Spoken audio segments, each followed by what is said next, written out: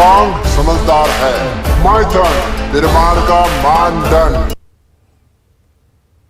चलिए सबसे पहले बात करते हैं दरभंगा ब्लास्ट से जुड़े उस तार की जिसमें हर रोज नए नए खुलासे हो रहे हैं, लेकिन साजिश करने वाले अब नहीं बचेंगे क्योंकि इसकी जांच अब एनआईए के जिम्मे है।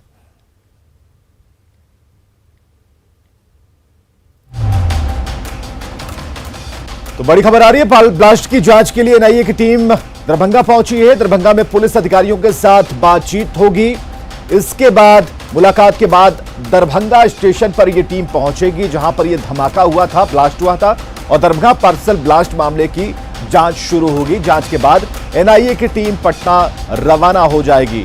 तो यह अपडेट है अभी कि एनआईए के हाथ में यह पूरा जिम्मा सौंपा गया और ब्लास्ट की जांच के लिए एनआईए की जो टीम है दरभंगा पहुंची और दरभंगा में पुलिस अधिकारियों से बात करेगी, जानकारी लेगी।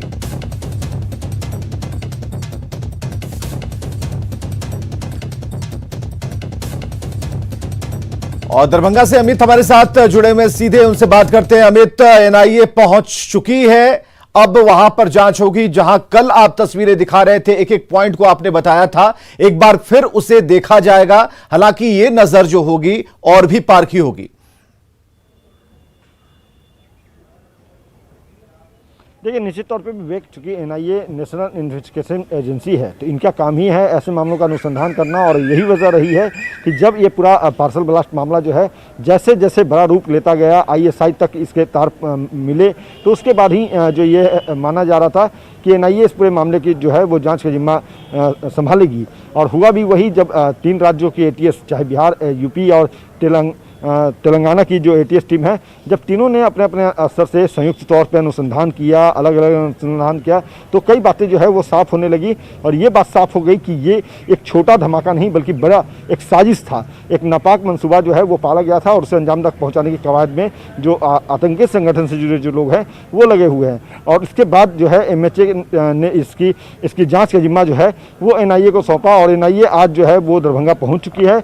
यहाँ हम दिखाना चाहेंगे कि ये देखिए, ये आईजी अमिताभ कुमार का ये कार्यालय है, जहाँ पे आईजी अमिताभ कुमार जो हैं, इनके साथ एसपी जो हैं दरभंगा बाबूराम हैं, उनके अलावा सिटी एसपी हैं, सभी जो है संयुक्त तौर पे अभी बैठक कर रहे हैं। बैठक के बीच में ही जो है एनआईए की टीम जैसे ही दरभंगा, चूँकि वो पहुंच चुके हैं, तो यहाँ आएंगे एनआईए की टीम के लोग, और उसके बाद यहाँ पे बैठ कर के कुछ देर इन लोगों की संयुक्त जो है वो बातें होंगी। बातें क्या होंगी ये तो जाहिर सी बात है कि जांच से जुड़ी हुई बातें होंगी। और उसके बाद एनआईए की टीम जो है वो दरभंगा स्टेशन, उस ग्राउंड जीरो पर जाएगी जहाँ पे ये धमाका हुआ था, जहाँ पे जो है सबसे पहला कहे तो जांच का जो कड़ी है वहीं से शुरू होता है। इसलिए एनआईए के जो अधिकारी हैं वो दरभंगा स्टेशन पहुँच करके जाँच फौरी तौर पर करेंगे, और उसके बाद जो फुटेज है, जो सीसीटीवी फुटेज है, उसका भी आप अवलोकन करेंगे। और इन सब पहलुओं को कर लेने के बाद पटना जो है एनआईए की टीम लौट जाएगी, और पटना में जो एटीएस के अधिकारी हैं, आला अधिकारी हैं, उनके साथ भी एनआईए की टीम जो है वो बैठक करेंगे। बैठक करके अब तक के अनुसंधान जो है जिस तरीके से, जिस दिशा में गई है, जो पहलू सामने आए हैं अब तक, उन सभी को वो देखेंगे, पारखी नज़र से देखेंगे। और उसके बाद ये मामला, ये जांच का जो दायरा है, चूँकि अब बड़ा होता जा रहा है, तो जाहिर सी बात है कि कई राज्य हैं, चाहे बिहार की बात कर लें, यूपी की बात कर लें या तेलंगाना की बात कर लें, सभी जगहों पे एनआईए की टीम जाएगी, अनुसंधान करेगी। अनुसंधान के बाद जो है कई तस्वीर जो है वो सामने आएगी, जो देखना बेहद अहम होगा। बिल्कुल अमित, लेकिन जिस मॉड्यूल की बात लगातार होती रही है, जिस ब्लास्ट की बात होती रही है, जिस इंटेंसिटी की बात होती रही है, या फिर जो ब्लास्ट के तरीकों और खासकर इस्तेमाल की गई चीजों को लेकर हुआ है, लेकिन इस बार का जो ब्लास्ट है वो उससे हटकर है।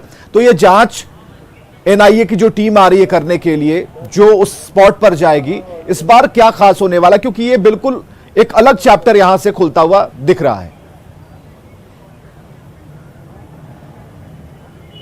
देखिए, जाहिर सी बात है विवेक, चूंकि अब तक दरभंगा मॉड्यूल जो है वो इंडियन मुजाहिदीन के जो है द्वारा जो है वो चलाया जा रहा था, लेकिन इस बार जो है वो मॉड्यूल ध्वस्त हो चुका है। एनआईए जब दरभंगा मॉड्यूल को जो ध्वस्त किया, उसके बाद से दरभंगा एक तरह से कहा जाए तो आतंक का जो पनाहगार बना हुआ रहता था, वो कुछ दिन के लिए यहाँ पे माहौल शांत हुआ। लेकिन इसके साथ ही एक बार फिर से जो धमाका हुआ, पिछले साल भी जो है जून महीने में 6 जून को धमाका हुआ था, लेकिन उस धमाके की जांच जो है वो एनआईए तक नहीं पहुंची, जांच का जिम्मा नहीं पहुंचा। लेकिन चूंकि इस बार जो है जो धमाका हुआ है, 17 जून को। तो इस पूरे मामले की जांच अब एनआईए करेगी, इन्हें जो जिम्मेदारी दी है। तो जाहिर सी बात है कि तमाम पहलुओं को खंगालेगी एनआईए।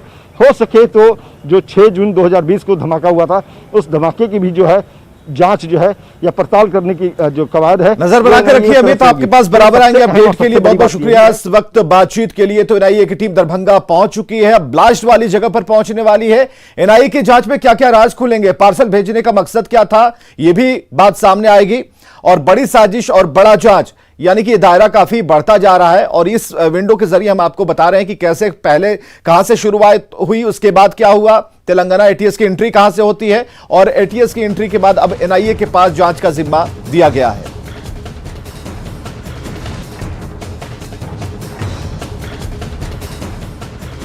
तो बड़ी साजिश, बड़ी जांच, और पहले जीआरपी को जांच सौंपी गई, फिर एटीएस की एंट्री होती है, फिर तेलंगाना एटीएस की एंट्री होती है। दोनों एटीएस की टीमें एक साथ बैठकर बात करती हैं, फिर यूपी एटीएस की एंट्री इसमें होती है, और अब एनआईए को बुलाया गया है। ये बड़ी खबर हम आपको बता रहे हैं। जीआरपी सिकंदराबाद के इंस्पेक्टर का तबादला कर दिया गया है। बड़ी खबर इस वक्त की, जीआरपी सिकंदराबाद के डीएसपी का तलब किया गया है। और यह हम आपको बताएं कि जीआरपी डीएसपी हैं एन चंद्र भानु से एनआईए ने जानकारी ली है, उनसे पूछताछ की है, और इसके बाद जांच की दिशा तय हो रही है। जीआरपी सिकंदराबाद के इंस्पेक्टर का तबादला इस वक्त की बड़ी खबर है। जीआरपी सिकंदराबाद के डीएसपी को तलब किया गया, और एनआईए की जो टीम है उन्होंने जीआरपी डीएसपी एन चंद्र भानु से जानकारियां ली हैं, बातचीत की है। इस पूरे मामले से संबंधित जो जानकारियां हैं एनआईए अब इकट्ठा करनी शुरू कर दी है, क्योंकि दरभंगा टीम पहुंची है। इससे पहले हर जगह से जानकारियां इकट्ठी कर रही है, ये भी एक साथ, ताकि कहीं भी कोई लूटफॉल ना बचे। एक और बड़ी खबर आ रही है इस वक्त की, ब्लास्ट मामले में 3 लोगों को चिन्हित किया गया है। इस वक्त की बड़ी खबर, ब्लास्ट मामले में 3 लोग चिन्हित किए गए हैं। तीनों चिन्हित लोगों का पता लगाने में टीम जुटी हुई है। हिरासत में लेने के लिए एनआईए टीम की छापेमारी लगातार जारी है। एनआईए लगातार छापेमारी कर रही है। बंडल में रखी गई बोतल में 2 केमिकल का इस्तेमाल हुआ है, यह भी बात सामने आ रही है। दोनों केमिकल के मिलने से ही यह विस्फोट होता है। जीआरपी दरभंगा की टीम ने बुकिंग स्लिप को जब्त कर लिया है, उसे भी परखा जा रहा है, जांचा जा रहा है, उसकी रीडिंग की जा रही है। ब्लास्ट मामले में 3 लोगों को अब तक चिन्हित किया गया है। ये सबसे बड़ा अपडेट, सबसे पहले अपडेट हम आपको बता रहे हैं। और अभी भी एनआईए इन तीनों का पता लगाने में कहां इसकी संलिप्तता रही है, इन बात का पता लगाने में लगी है। और संजय तिवारी हमारे साथ सीधे जुड़ते हैं। संजय, क्या जानकारियां मिल पाई? और सबसे बड़ी बात यह कहा जा रहा है कि तलब किया गया है जो डीएसपी हैं उनको, क्या पूछताछ हो रही है, किस तरीके से पूछताछ हो रही है, कहानी का प्लॉट कैसे फिर से एक बार रिक्रिएट किया जा रहा है? विवेक, दरअसल जो सीसीटीवी फुटेज है उसमें जो संदिग्ध नजर आ रहे हैं वो संदिग्धों को चिन्हित कर लिया गया है और अब उनको तलाश उनकी शुरू हो गई है। सबसे खास बात जो है इस पूरे मामले में, अब एनआईए एक्टिवेट हो गया है, दिल्ली में केस रजिस्टर हो गया है, जैसा कि हमने अपने दर्शकों को बता चुके हैं। इसके अलावा इंटेलिजेंस ब्यूरो ने जो जीआरपी के डीएसपी हैं उनको तलब किया था और उनसे पूरी जानकारी इसमें इकट्ठा की है कि इस पूरे मामले में क्या अब तक का अपडेट है। तो जो देश की सबसे बड़ी एजेंसियां हैं वो इस पूरे मामले को अब गंभीरता से ले रही हैं। जो सिकंदराबाद के जो इंस्पेक्टर थे उनको तबादला कर दिया गया, उनका ट्रांसफ़र कर दिया गया है। आरोप यह है कि इस पूरे मामले को उन्होंने गंभीरता से नहीं लिया था और इसी वजह से उनको तबादला कर दिया गया है। हालांकि ऑफिसर्स का कहना है कि एक रूटीन ट्रांसफ़र है। जो पूरे मामले में जो है इन्वेस्टिगेटिंग एजेंसी जो है अभी तक जीआरपी दरभंगा थी और वो टीम जो यहाँ पर आई थी उन्होंने पार्सल ऑफिस में लोगों से पूछताछ की है, उनके स्टेटमेंट रिकॉर्ड किए हैं। इसके अलावा वो जो बुकिंग स्लिप है जिसको मोहम्मद सूफियान के नाम से वो बुकिंग की गई थी उस पार्सल की, उस स्लिप को उन्होंने जब्त कर लिया है। तो इन्वेस्टिगेशन अब आगे तेज़ी से बढ़ रहा है और एनआईए की टीम, ऐसा बताया जा रहा है कि दिल्ली से एनआईए की टीम यहाँ पर आएगी, क्योंकि हैदराबाद में केस रजिस्टर नहीं हुआ है, केस दिल्ली में रजिस्टर हुआ है। तो दिल्ली की टीम इस पूरे मामले को इन्वेस्टिगेट करेगी और वो जगह जगह जो है हैदराबाद, तेलंगाना और ऐसे लोग, वो केमिकल कहाँ से आया, कहाँ से प्रोक्योर किया गया था, उसमें कौन कौन लोग शामिल हैं, उस सब चीज़ों की जांच होनी है और उस सिलसिले में छापेमारी जगह जगह की जा रही है और उन लोगों की पड़ताल की जा रही है। कुछ देर पहले ही इंटेलिजेंस के कुछ लोग पार्सल ऑफिस आए थे। संजय, जैसे कि इस मामले में कहा जा रहा है कि एनआईए बिल्कुल स्पष्ट तौर पर एक दिशा में अब चल रही है, प्लानिंग उनकी बिल्कुल दुरुस्त है, लेकिन यह कहा जा रहा है, एक बात और सामने आ रही है कि इस बार 2 लिक्विड अगर ब्लास्ट कर गए तो नतीजा सामने रहा, सबने देखा कि यह ब्लास्ट है, इसके पीछे कुछ चल रहा था, लेकिन इससे पहले कितनी खुराकें भेजी गई होंगी, क्या इस बारे में भी तहकीकात चल रही है?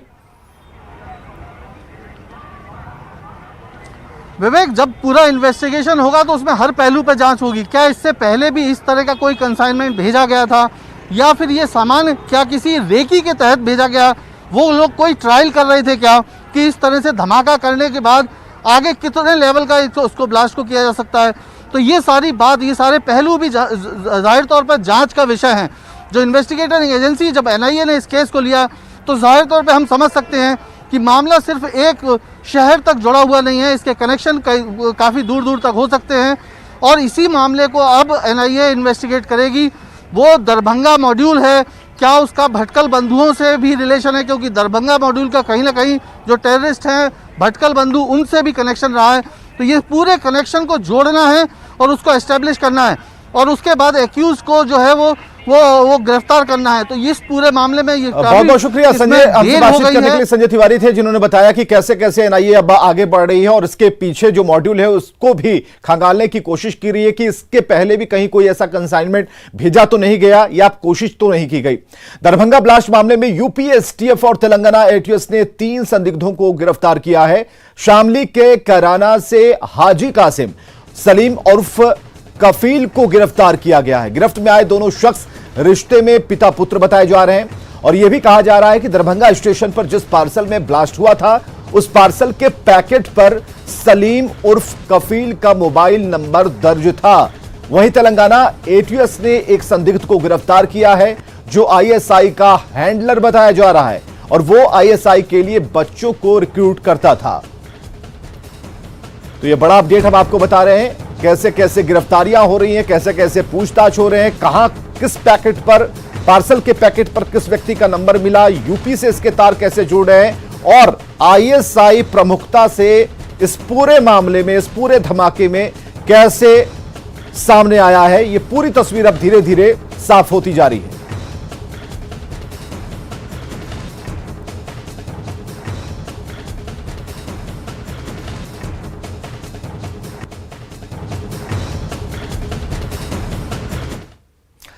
इधर अजय निषाद के मदरसा और मौलवी के बयान पर विपक्ष के साथ साथ एनडीए के सहयोगी दलों ने भी आपत्ति जताई है। उन्होंने ऐसे बयानों को राजनीतिक बयान करार देते हुए कहा कि जो गलत हैं उन पर भी कार्रवाई, न कि संस्थान और धर्म पर सवाल उठाए जाएं। इस तरह का वक्तव्य देने से पहले यह सोचना चाहिए था कि बिहार में उनके ही दल की सरकार है, उनके ही गठबंधन की सरकार है। अगर ऐसा कुछ बिहार में हो रहा है तो निश्चित रूप से सरकार उसकी जांच करे और चिन्हित करे कि कहां कौन ब्लास्ट कर रहा है, ये भी पहचान करे कि किस मदरसे में ऐसी पढ़ाई हो रही है जो देश के खिलाफ है। तो जो भी गलत तत्व ऐसे हैं इस पर कार्रवाई होनी चाहिए, न कि इस तरह से भड़काऊ बयान देना चाहिए। अगर मदरसा में आतंकी ट्रेनिंग दी जा रही है तो सरकार क्या कर रही है? डबल इंजन की बीजेपी राज्य का माहौल खराब करना चाहती है, उन्माद फैलाना चाहती है, ये आपसी भाईचारे का माहौल खराब करना चाहती है। बिना जांच के मदरसा में इस तरह की ट्रेनिंग देने की बात कह करके आखिर भाजपा क्या बताना चाहती है? जिस व्यक्ति ने मदरसा देखा न हो, मदरसे का इतिहास पढ़ा न हो, उस व्यक्ति को मदरसों के बारे में क्या पता है? देश में कितने ब्लास्ट ऐसे हुए हैं जिस ब्लास्ट का रिश्ता मदरसों से है? कोई भी शिक्षण संस्थान आतंकवादियों की ट्रेनिंग नहीं देती है। अगर इक्का दुक्का घटना घट जाए, इसको लेकर के पूरे संप्रदाय के ऊपर में सवालिया निशान खड़ा करना, पूरे के पूरे शिक्षण संस्थान के ऊपर में सवालिया निशान खड़ा करना, यह मुझे लगता है कि विकृत मानसिकता की निशानी है। मदरसों के अंदर जो पढ़ाई होती है, वहां पढ़ाने वाले जो शिक्षक होते हैं वो धार्मिक पढ़ाई करते हैं और उसके दौरान लोगों को गुमराह करते हैं, बच्चों को के अंदर उन्माद पैदा करने का काम करते हैं, दूसरे धर्मों के प्रति विभेद पैदा करते हैं। तो मदरसा, मौलवी, ये सारी चीजें चल रही हैं और सबसे बड़ी बात, इस पर अलग अलग प्रतिक्रियाएं आ रही हैं। नेटवर्क 18 फेडरल बैंक संजीवनी गाड़ी भारत के कोविड प्रभावित जिलों में जा रही है और वैक्सीन के लिए जागरूकता फैलाने की हमारी इस मुहिम को आप भी अपना सहयोग दीजिए। आपको दिखाते हैं कि संजीवनी गाड़ी अब तक कहां कहां गई और आज कहां है।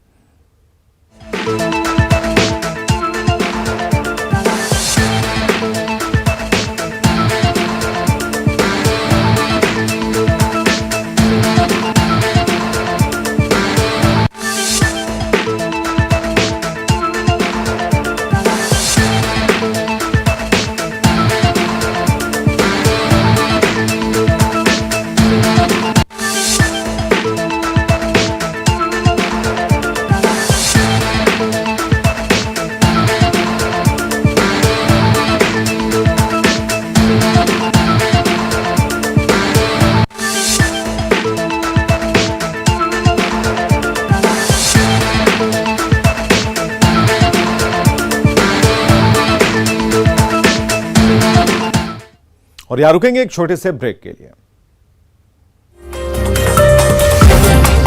जयपुर में आपसी विवाद में 9 मई 2021 को एक किसान की हत्या कर दी गई। हत्या के दौरान का एक वीडियो मौजूद है और इस मामले में केस भी दर्ज है, लेकिन अब तक एक ही आरोपी की गिरफ्तारी हो सकी है, जबकि 30 लोगों के खिलाफ प्राथमिकी दर्ज की गई है।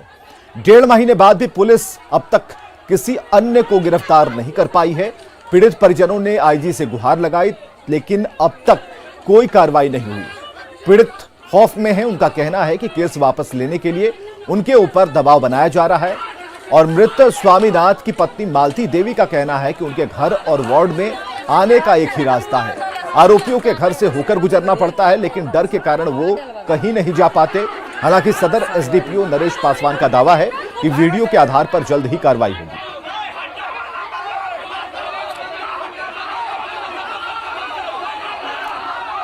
तो 30 आरोपी अब तक गिरफ्तार नहीं किए जा सके हैं। पुलिस के हाथ खाली है। 9 मई का एक वीडियो रिलीज हुआ है और एक गिरफ्तार किया गया, हालांकि उनकी सभी भी फरार बताए जा रहे हैं। हालांकि जो पीड़िता है उनका कहना है कि उनके घर का जो दरवाजा है उसी रास्ते से होकर गुजरता है जिस रास्ते में आरोपियों के घर है। तो ऐसे में घर से निकलना भी दूभर हो गया है और उन्हें बराबर धमकियां दी जा रही हैं केस को वापस लेने के लिए।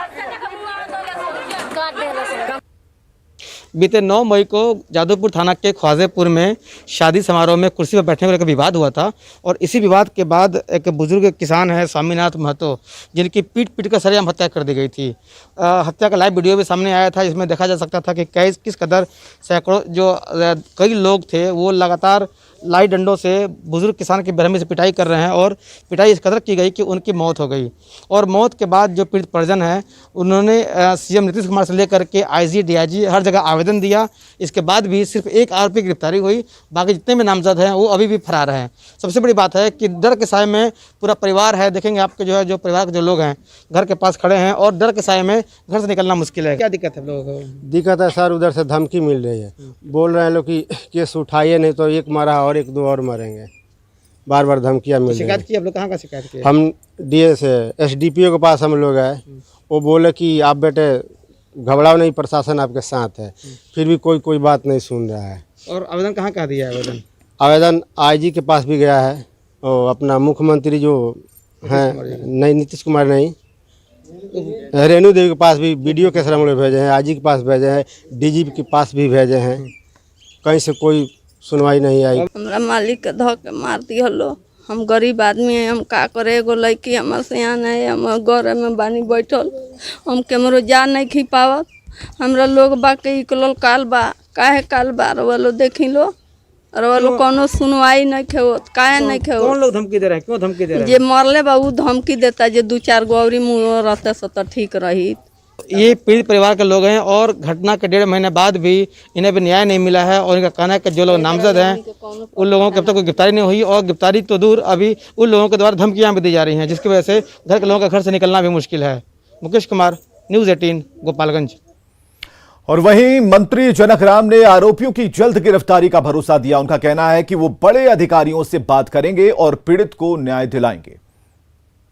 जहाँ तक जानकारी मिली, जैसे शासन प्रशासन का और वहाँ के एसडीपीओ, स्थानीय एसडीपीओ से हमारी बात हुई थी, उस समय तत्काल एफआईआर भी हुआ। उस परिवार को न्याय जहाँ तक दिलाने की बात है तो शासन प्रशासन मुस्तैदी से लगी हुई है। न्याय दिलाने के लिए कानून के तहत एफआईआर भी हुआ। एफआईआर में जिन लोगों का संलिप्तता पाई जाएगी उसको कानूनी कार्रवाई भी हो रही है। और मुझे जहाँ तक जानकारी है, अगर अपराधी तत्व के लोगों ने अब तक गिरफ्तार नहीं हुई है तो हम सब प्रशासन और वरीय पुलिस अधीक्षक से बात करेंगे और जिन लोगों की इसमें संलिप्तता होगी उसकी गिरफ्तारियाँ हुई। और आगे देखिए जोहार झारखंड।